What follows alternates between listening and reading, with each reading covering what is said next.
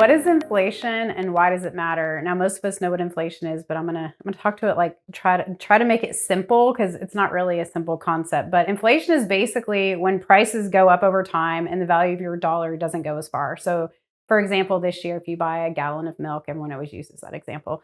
Buy a gallon of milk for $3, and next year it's $3.50. That's inflation. And so basically, it is that your money is not stretching as far because the prices go up.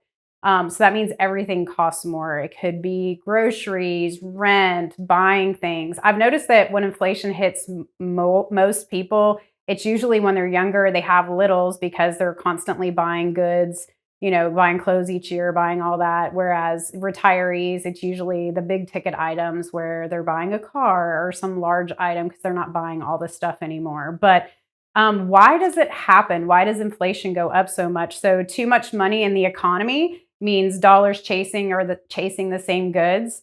Production costs go up. So like labor, materials, wages. We've talked about tariffs costing goods costing more. So things going up that causes inflation. And then maybe high demand for goods and services is outpacing supply. So those are some reasons that inflation is there. And so why does it matter? It matters because your purchasing power doesn't go as far. So $100 today is not the same as $100 in 5 years. So that's why it matters. It eats into your savings.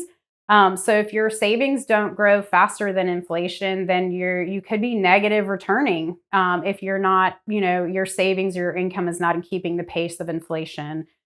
Fixed income can suffer. So retirees, like I mentioned, they're not necessarily putting more money to work for them. In some cases they are, but if you're on a fixed income and then prices are going up and your income is not going up with it, that can hurt you.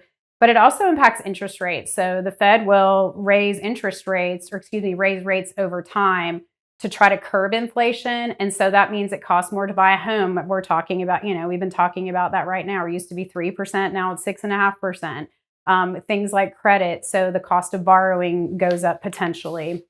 So how can you protect yourself from inflation? There's some things you can do and some things you can't. We can't control inflation in and of itself, but what we can do to protect ourselves, the little things in the day-to-day, make sure that you're having a budget, track smarter, track your money, make sure you're not overspending in some areas, have a handle on your expenses, get rid of wasteful expenses, these auto things that maybe you can cut back on, but then just monitoring where your money's going. Buy in bulk or on sale, that's always helpful, especially for young parents out there that's always buying all the food for everybody. Buying in bulk is a good way to save money. Negotiate and shop around for things like insurance or subscriptions or even services, large things like when you're buying cars, etc. But really, financial strategies is where that's more of the day-to-day, but financial strategies can help you as well. So investing in assets that grow faster than inflation. So historically, stocks have done better than inflation or returned higher than inflation increases. Investing in real estate, typically real estate keeps pace with inflation, generally speaking. And then maybe things like commodity, gold, oil, sometimes they do that, not as much as they have in the past, but I wouldn't put a large amount there. You're better off in stocks and real estate and things like that, and maybe some commodities because that's it's more aggressive in nature potentially. So avoid holding long-term cash. Try to get the best return for your money. So if interest rates go up, then you can get a higher returning interest rate potentially. So that'll help curb inflation. So don't have a lot of cash sitting around doing nothing for you. Always make sure we talk about having an emergency reserve, of course. I wouldn't put everything to work for you, but if you do have some in an emergency reserve, then try to find the best rate out there with that in high yield savings account potentially, and then just don't have more than you need in cash. So, trying to invest in things like stocks, etc., being mindful of, diversification, but also when are you retiring and when are you going to need the money really? When are you going to spend it? Because any money you need to spend the next few years should not be in the market or stocks. So just being mindful of that as well. So it's really crafting a plan, growing your income. So invest in yourself, make sure you get a degree that makes sense and you invest, a good return on your investment with degrees or any kind of designations.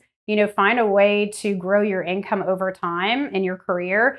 that's a great way to position yourself to help with inflation. And then always make sure you're saving to your 401k or other areas.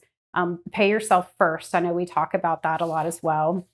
And then, like I mentioned, just diversifying your portfolio across asset classes, not being too heavy in one asset.